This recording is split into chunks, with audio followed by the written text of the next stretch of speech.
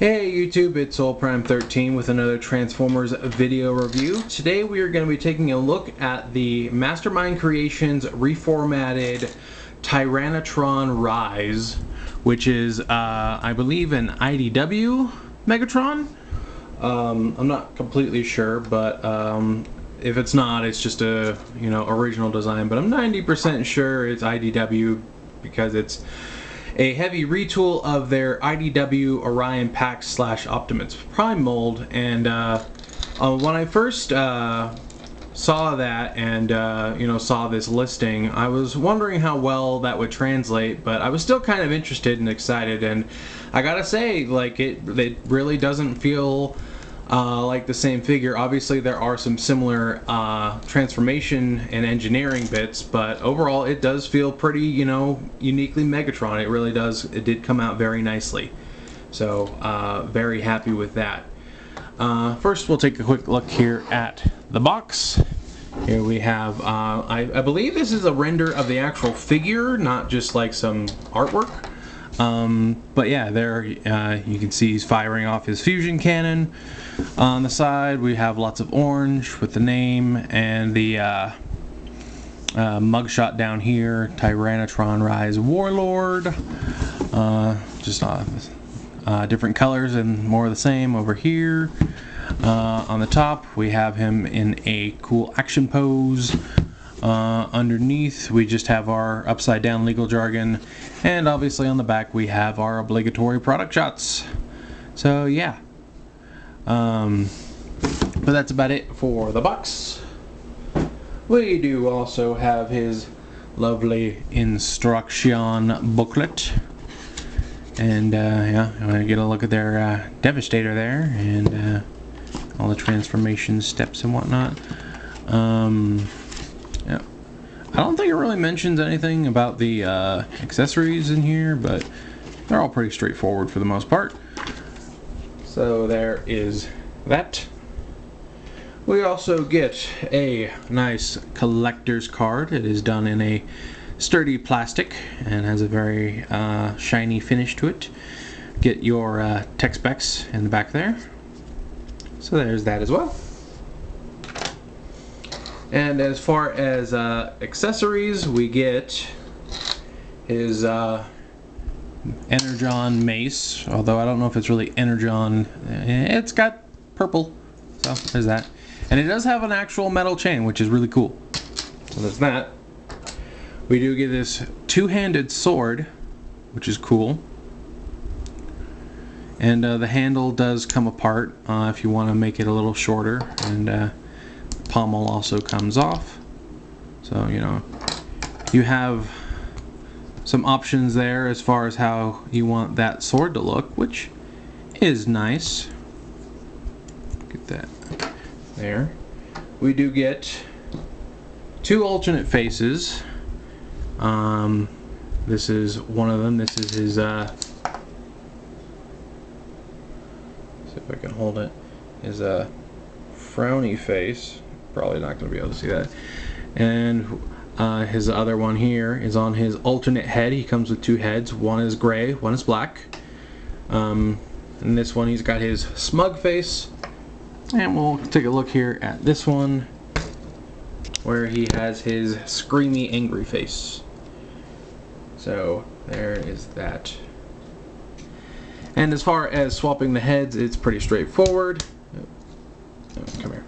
It is just on a ball joint, so you just need to pop it off and pop the other one on. Come on, there we go. So there's that. And I do like the black one, but I do prefer the traditional gray. So, and as far as swapping the faces, you can just throw the head across the room. Yes. If I can just, there it goes. There's just a circular peg, and they have a circular port on the back. So it's just a matter of plugging it on. And they all do have some nice red there for the eyes, and they do have those eyebrows on there. It might be a little easier to see here. does have the black eyebrows. It's kind of hard to see, but they do have that. So, as far as our weapons, they do have the tab in palm connection. Let's see, let's bring this down a little more. So the mace is only on one side, so you want to come over here and just make sure that you line this up.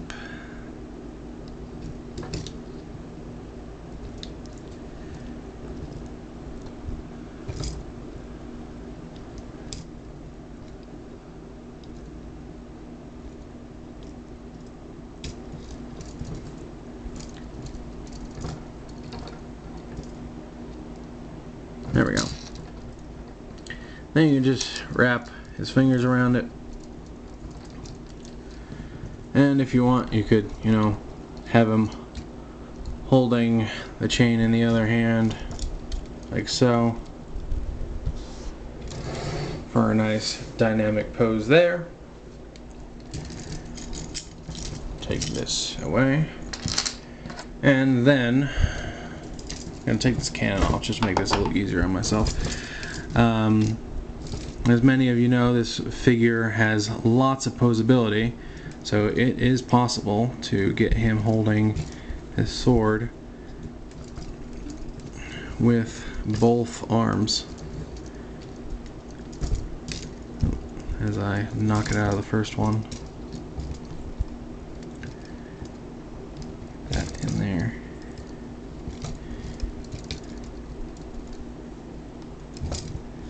Just try and might actually be a little easier too. Well, you get the idea. It's gonna be difficult, but you know, if you make sure these are, you know, angled properly and you get his arms in the right position, you can get him with a two-handed pose on the sword. And then as far as the fusion cannon, it can go on either arm. It just tabs in with this right here onto either arm, so you have some options there.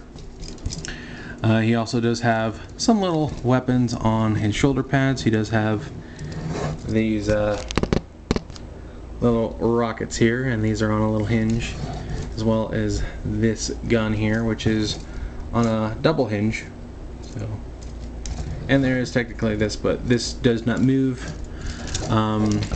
Just gonna get a quick look around. So we do have red for those biceps, some nice red decals here on the chest and on the legs, all the way down. He does have the red inner calf, inner leg. Does have a nice silver finish pretty much all over. Nice little details. Not a lot of painted details per se, but like it's enough that like it really helps everything pop. It's not over the top, but it's, you know, it's there. It's like that right amount of like sprinkled in per se.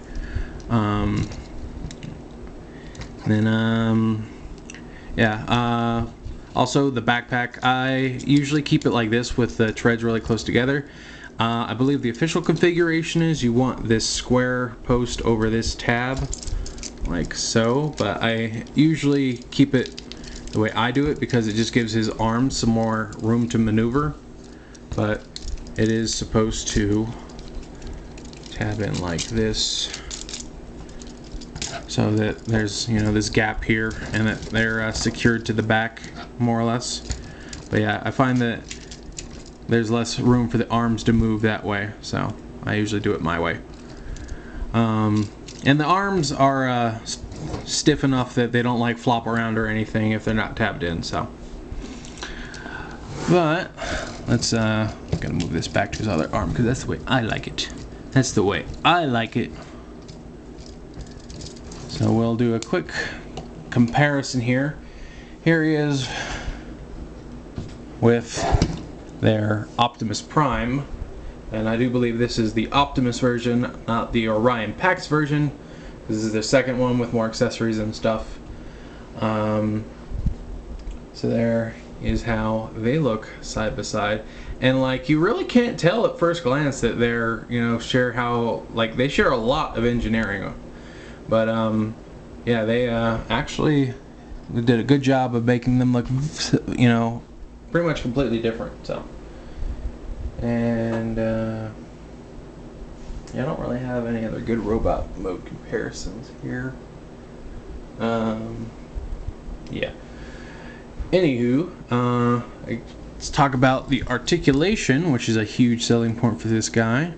So, just notice his hip skirt's misaligned. So, first of all, his head is on a back and forth hinge, and then on a ball joint, and gets lots of motion, lots of it. The shoulder pads can move up and down if you want them to. He does have butterfly joints in his arms. His shoulders can come that far up, and then the actual like bicep has another hinge in it. It can go that far. He does have a bicep swivel. Do be aware that it can catch a little bit, so just be aware of that.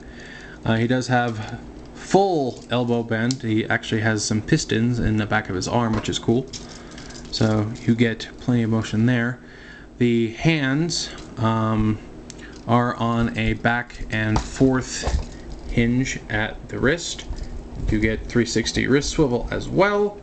And each of the fingers is fully articulated with a base ball joint and hinges. The shoulder can spin 360, but you are going to collide with the tread on his back, so just be aware. You just pretty much unpeg that and you get your full motion. So, just something to be aware of. He does have a double ab crunch, because I failed to engage the bottom one and completely dislocate his upper torso. But you do get a double ab crunch, and that can go backwards, forwards, and side to side. So you get all the motion in that abdomen, which is great. Alright, compress back in. Jeez. Hip skirts can move up and down. This hip skirt is on like a double hinge, so it can move around if you need it. You can kick that far forward, and you can't kick as far back. Get that back down due to the butt flap not moving. The hips are on a forward and backward slider, so you do get some motion there. You do get full splits to the side. Get your hip swivel. You get a fully bending knee, again with some nice little pistons there, so you get plenty of motion. You also get ankle tilt both directions. You get up and down at the toe, and you can also extend the foot out to give it more range of motion. So you have plenty there. And there is also this on the heel, though you don't really need to use that. It doesn't really change the stability or anything. So, but I believe that is everything for the articulation, which, you know, is quite a bit. He's got lots of motion, very posable. So, okay. Now we want to hold on while I rearrange and try not to bash my knee on the corner of this table. So I think that's everything for the robot mode. So we will go ahead and start on our transformation. So first things first, we just want to take his fusion cannon off of his arm. We're going to extend the cannon barrel, and then we're going to take this tab and flip it all the way in. Next things next, we want to untab these from his back and just sort of bring them down. Then we're going to come here to this sort of spine piece, and we're going to bring this out. It's sort of catching here. Oh. Yeah, it's actually catching quite a bit. I'm going to bring this out And these are really catching on. There we go. And then we are going to bring it out on this double hinge and straighten it like so. Sort of leave that. Then we are going to take his head and we want to bring it back, and be aware it might catch a little bit here. You might need to do some wiggling around with it. You basically want to bring it back and push it under this panel here and sort of find the sweet spot for it, because basically want to get this whole panel around it. And sometimes it just slides right over, and then yeah, sometimes it'll fight you like it's doing to me here. Okay, I think that wasn't quite compressed all the way. There we go. No? Come on.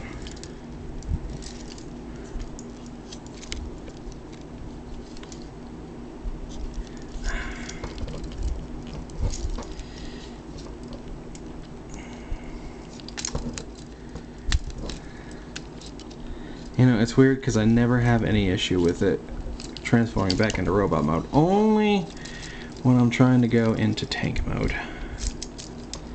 And I don't really understand what about it is that makes it so difficult.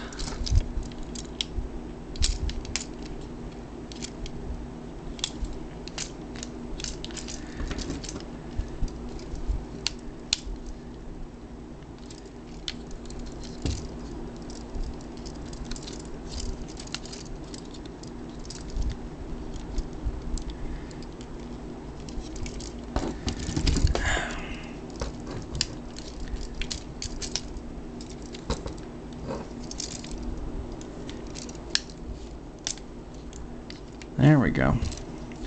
Okay, and that's supposed to come around, and his head's supposed to be sitting here in the back like this. So, next thing we're going to do is we are going to pull his chest forward and open. You can see they actually have the caution stripes from when he was a miner in there still, which is really cool. Then we are going to grab the top torso and his pelvis, and we just want to extend both of those abdomen hinges. And that is going to give us the room to do this a lot easier, because we want to take these hook pieces and we are just going to sort of bring them up here like so. Flip this, then we're going to bring them down and around. And that's not the right way. You gotta kind of be aware of how you're flipping them, because you want them to come up and sit like that. And now we can close that panel again. Now we are going to sort of get these arms up and out of the way, and we are going to do these tank treads, or at least partially, and get that hair out of the way. These are actually supposed to be flipped in, and you want to flip them out for this. It's not a huge deal, but that is how it's supposed to work. But you want to bring these armatures through here, like so, like that. And then we are going to sort of, I think we just leave those for now.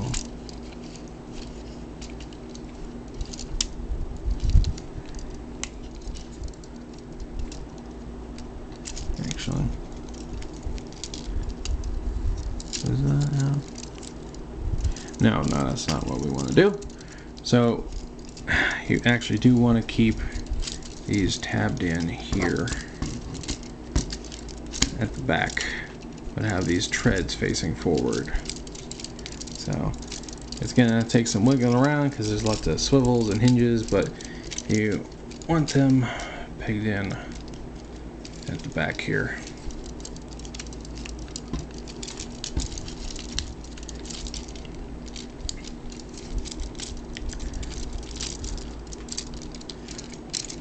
And you're just being difficult to be difficult, aren't you? There we go. And we will leave the top of the body for now. Well, actually, you can straighten this out so that it's laying flat. And then open these two panels here, like so. We're going to take the waist, or rather the pelvis, and turn it 180 and get started on the legs. So the first thing, we want to open these kneecap pieces like so, and the pistons are hooked in on this little gray piece right here. You just want to push those up and then close that. Unhook it, close it up, and then you want to fold down these little panels right here on the side. Actually, we're gonna wiggle the treads down into the lower position. Do make sure that they tab back in. Open it up, double hinge it down, make sure it tabs back in. Fold these two little panels down, and then we are going to open up the kneecap shin area. And this panel is on a double hinge, and there's another double hinge right here. You want to unfold that and bring it out, and then this panel right here with like this fin, you're going to fold that down. Lower this a little bit. Then we are going to compress the leg in, and we're going to leave that open for now. And then we do want to bring the foot out. We want to extend the foot down. And we are going to rinse and repeat. Open that up, extend that other hinge, bring the foot down, open this panel inside, and collapse that leg.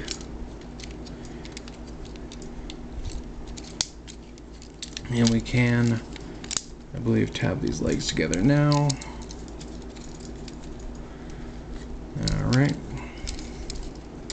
We want to take these skirt pieces and fold them up and angle them and just sort of tuck them under the abdomen bit here. So, like so. And you do want to make sure that these turret pieces are within this sort of little groove piece here on the treads. Okay, now for the arms. So what we're going to do is we are going to, first of all, we want the fist to be kind of balled up, and then you want to bring the shoulder up, and then you are going to compress the elbow into the forearm. And we're going to do the same on the other side. We want to make sure that the fist is just sort of balled up, just to make sure that it's not sticking out in every direction.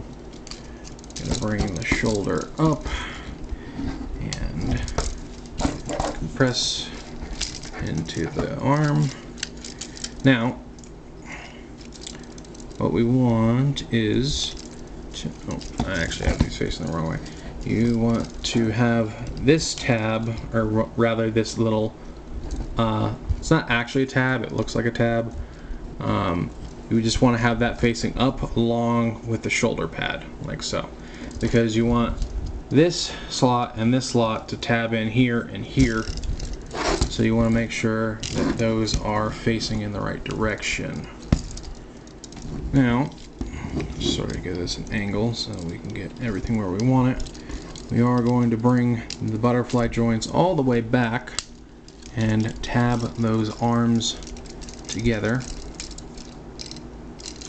Just make sure that those shoulder pieces are out of the way. We'll deal with them in a second. Get all of that set in there. And then we want the hands to face down like so. So, like that. Then, what we're going to do is we're going to sort of straighten these out and bring them over. And you want the hands to sit above these little gray pieces from the kneecaps, and then you're going to close these shin pieces over the hands like that, and they should clip in because there's two little tabs here, and a tab here on that piece you folded down. They're going to go into a slot here, here, and here. It is kind of hard to see because of the black plastic, but it'll be nice and secure when you get it in there. And that popped up out of place. Make sure that the actual bottom is still facing properly. And then the reason you wanted the feet sort of extended is because the toe is actually going to bend up and back, and it sort of got like a double joint to it.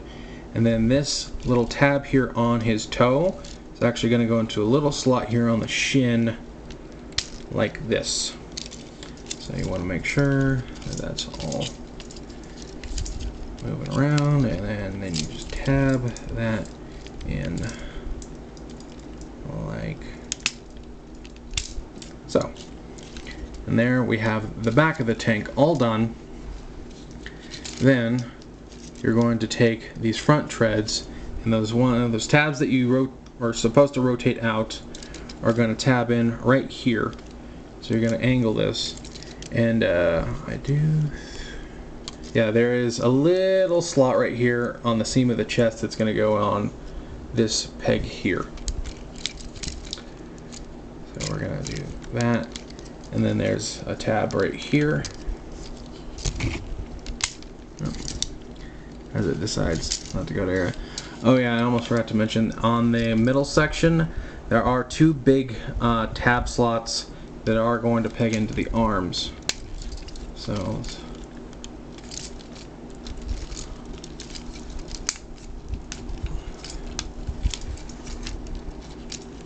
I think they are tabbed in now.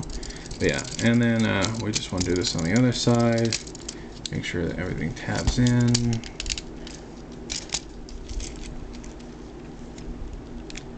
Make sure that everything tabs in. That's coming undone when it's not supposed to, and this is also not tabbing like it's supposed to, because it's not lining up. That's why. Bring that down a little bit.